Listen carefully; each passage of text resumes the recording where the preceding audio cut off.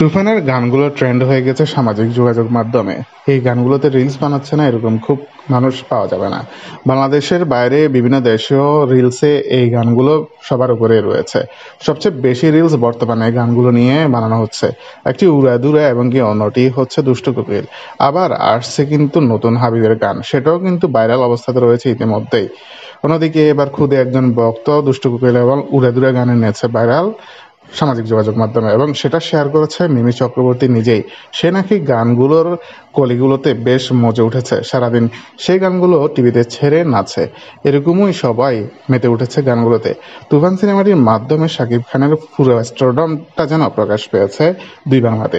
এর আগে শিকারে নিয়ে এরকম ট্রেন্ড দেখা গেছিল, যদিও তখন মানুষের হাতে সোশ্যাল মিডিয়ার ব্যবহার কম ছিল। তবে বর্তমানে এটার অনেক ইম্প্যাক্ট পড়েছে সামাজিক যোগাযোগ মাধ্যমে। তো বন্ধুরা, ভিডিওটি নিয়ে আপনাদের মতামত জানিয়ে দিন আমার ভিডিওর কমেন্ট বক্সে। ধন্যবাদ।